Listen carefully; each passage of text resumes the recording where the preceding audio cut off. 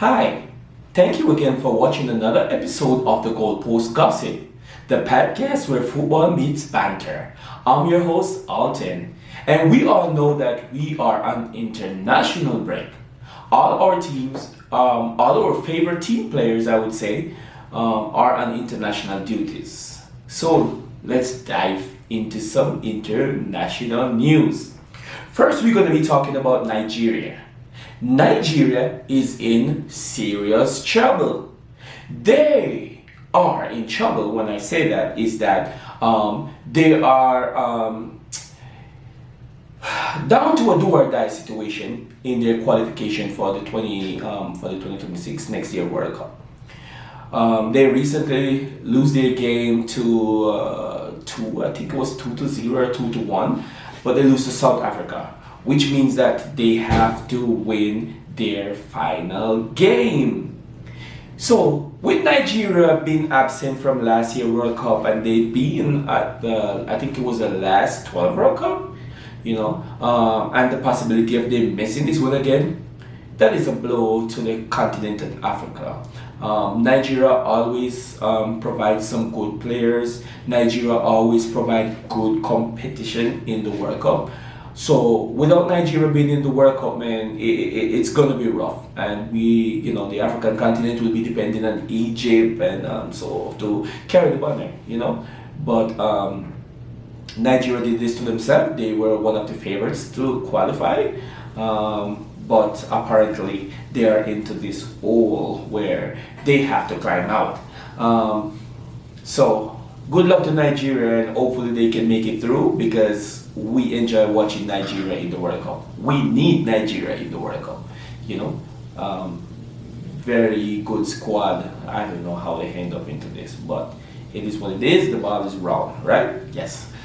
All right, so we're going to be talking about Jamaica national team. They will be playing tonight against Bermuda in a must-win game. Jamaica is one of the favorites. Actually, they're the favorite in their group, and they lost to Curacao 2-0. Now they put themselves in a position where Jamaica have to win the remainder of their game. They cannot be depending on other results. They have to finish business. Meaning that Bermuda has lost all their games. I think they drew. They drew with someone. I don't remember who they drew with, but they haven't won nothing. Bermuda are going to be taken into Jamaica in the National Stadium tonight. So, do you think that Jamaica can withstand the pressure of this game? However, I must say that the Jamaica national coach, I don't think he knows what he's doing. It's been over 2 years now that this coach is managing this team, and he's yet to have a starting 11. He don't have a consistent team, and there's no structure. It's just kick the ball and play, and hopefully it ends up in the back of the net. You cannot see a pattern that the Jamaica national team is playing with. You don't see a structure. You don't see nothing, and it is very alarming, because this is actually the easiest route for Jamaica to go to the World Cup. This is the easiest route ever a team could have to go to the World Cup. Jamaica is one of the favorite team in CONCACAF. Trinidad, USA, and Canada, and Mexico. Not Trinidad, Mexico, USA, and Canada were always ahead of us. They always, two of those teams always qualify for CONCACAF, so it makes it difficult for Jamaica. Now that all of those three teams who are Jamaica immediate rivals automatically qualified for the World Cup, what is stopping Jamaica? I mean, if Jamaica do not win the remainder of their game, I am stop watching the Reggae Boys if they do not make it to this World Cup, because this is horrible. This is terrible. And I just think that the coach really needs to use more local player also. I think he's just using England players because they are from England. They come through the English Academy, and they come through Manchester City Academy. No, they are not good together as a team. They are not good together as a team. So don't watch their background or where they're coming from or which academy they come from. They are not good for Jamaica national team at all. They're not playing together. And this is very sad that Jamaica find themselves in this situation. So let's see if they can turn it up at the National Stadium later. Let's see. On to other news, Cape Verde has qualified for the World Cup, which make it, they are the second smaller population, I would say. I don't know how to put it, but they have a population of what, 500 to 600,000 people, and that's the smallest, one of the smallest country to qualify for the World Cup. Congratulations to them. First World Cup, yeah, I know they're excited for that, and we're excited for new team also. And let's see how they will adapt to the pressure. Not to say that there will be high expectations of them because it's their first World Cup. Nobody was expecting for them to be there. So let's see if they can be, one of those breakout countries in the World Cup, and they may have some breakout players during the tournament also. So that is very, very good for them. And question to say that you think they're going to be a one-hit wonder in the sense of they only going to make it to this World Cup, or do you think that this is something that they can build on and create a name for themselves? Jamaica made it to the 98th World Cup and they still cannot make it to anymore, so I mean, you never know. But congratulations to Cape Verde for their first World Cup, and we're looking forward to see them. Into other news, France find themselves in a little spot of bother also. They were 2-2 by Iceland. Nobody expected that. Not because there was no Mbappe, no Dembele, doesn't mean that France shouldn't win this game. France are stacked. And I don't know if this is a hiccup or if this is just the path that France is heading. Over the years, we have noticed that teams that are very good in attack, who have a very good attacking force, usually crumble with their defense. It is very difficult to have a well-rounded football team. It is difficult, your defense is up and midfield is on point and your forwards are, France have very, very good attacking force, but obviously Iceland explored their defense, and the game drew 2-2, and so let's see where France will take it from here. But we know France is France. France is one of the better team in the world, so I don't think this will really be a downslide for France. I don't think so. But it means that they need to win the rest of their game also, because the expectations are high. That's France. That is France. Expectations are high. You expect France to beat everyone, and when I said win every game, I mean like, demolish teams, especially Iceland. France should have won that game, but the ball is round, so things happen. You know what I mean? Also in big news, Sweden with the great Alexander Isak, and what's his name? How you pronounce it? Gyökeres, that Arsenal main name. Yeah, main. I mean, Sweden, they actually lost their game also to Kosovo.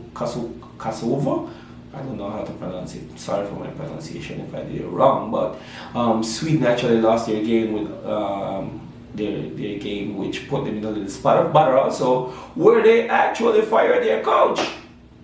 And that is not known among the Sweden national team, for their football federation actually, to fire coaches. They don't normally do stuff like that. So for them to do something like that, you must know that they take this thing serious, because they weren't at last World Cup, so they don't want to miss this World Cup. And with the firing of their coach, do you think that it comes a little bit too late? I don't know. Let me know what you think in the comments below, because Sweden are in a spot of bother. Can you imagine a World Cup without Alexander Isak and Gyökeres? No, man, I don't think you can imagine that. But let's see Sweden if they will bounce back from that upset, and let's see who will be their next coach, and will their next coach do a better job than the previous, I should say, since he got fired. Also England, our great mighty England, will be playing Wales And if they win that game, England will secure their place in the next World Cup. England is a team that always make it to World Cup, even though they will go there and fail. England since 1966, yeah. We need to see something, man. You know, you're not winning no World Cup. You're not winning nothing. You know, you gotta give something, England, for this golden age, man.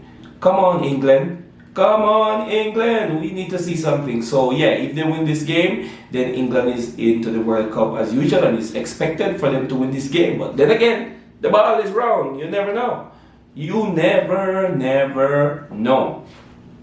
And we're gonna finish off this episode by talking about the great and mighty Germany. You know how much I like German players, you know. I like their style of football, you know. Germany is normally be one of the most rounded team in soccer. Like, you know, they always have good defense, their midfield is always good, and they always have good forwards. I wouldn't say exceptional forwards, but good forwards who get the job done. So Germany usually be one of the most rounded team. Apparently for you know this new German side, you know, they have very bad defense. You know, because their attacking force is very strong, but their defense is lacking, and they lose to Slovakia 2-0. Nobody was expecting that, and you know Slovakia kind of you know capitalized on their poor defense, I would say, because you know Germany they press high. Germany is not a team that just really sitting back. They come high, and they were slow to react. So Slovakia was just playing the ball over them, right? You know, it's just waves after waves, and they succumb 2-0.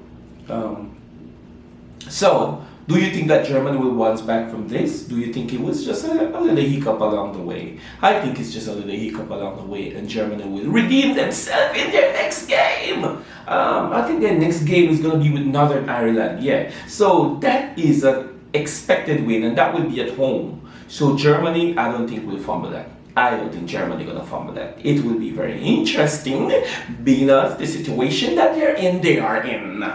Know what I mean? Yeah, so let's see.